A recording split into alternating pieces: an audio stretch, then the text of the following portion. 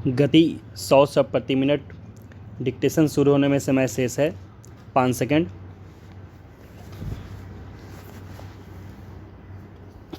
Ready, start.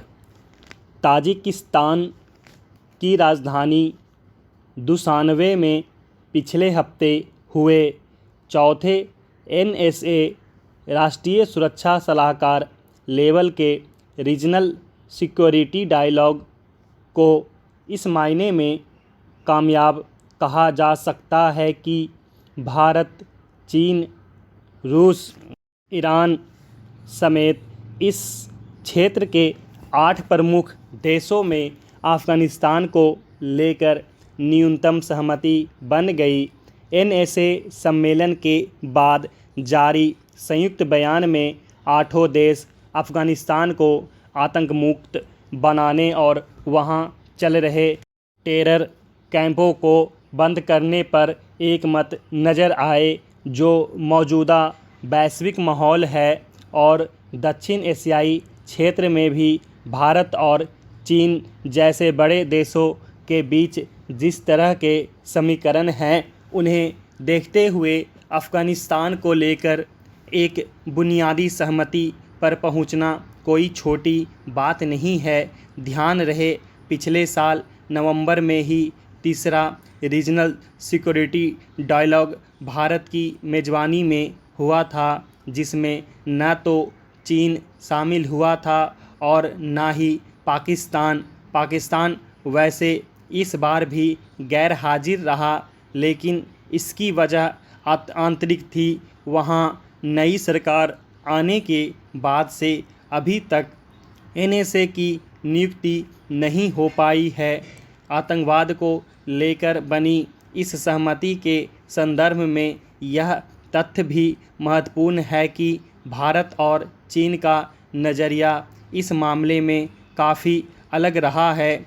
चीन जब आतंकवाद की बात करता है तो उसका मतलब अक्सर सिनचियांग केंद्रित East Turkistan Islamic Movement ETIM से जुड़ी गतिविधियों से होता है, जबकि भारत की मुख्य चिंता लश्कर-ए-तैयबा और जैश-ए-मोहम्मद जैसे आतंकी संगठनों को लेकर रही है। मगर संयुक्त बयान में अफ़गानिस्तान को आतंक मुक्त करने के साथ ही इस क्षेत्र में चलाए जा रहे आतंकी शिविरों को बंद करने की बात है, जिससे भारतीय नज़रिया भी कवर हो जाता है। एक और महत्वपूर्ण पहलू है अफ़गानिस्तान के संदर्भ में अमेरिका की भूमिका। संयुक्त बयान में अमेरिका या किसी भी पश्चिमी देश का नाम नहीं लिया गया है, मगर यह ज़रूर कहा गया है कि जो भी देश अफ़गानिस्तान की मौजूदा हालत के लिए जिम्मेदार हैं, उन्हें उसके आर्थिक पुनर्निर्माण में दायित्व निभाना चाहिए। ये देश अफ़गानिस्तान के आंतरिक मामलों में किसी भी तरह की दखलंदाजी के खिलाफ हैं और चाहते हैं कि वहाँ अफ़गानों के ही नेतृत्व और निगरानी में और उनके ही द्वारा टिकाऊ शांति कायम की जाए। कुल मिलाकर देखा जाए तो आतंकवाद एक वैश्विक सवाल ज़रूर है, लेकिन अफ़गानिस्तान की अस्थिरता का सबसे ज़्यादा प्रभाव इसी क्षेत्र के देशों पर पड़ने वाला है।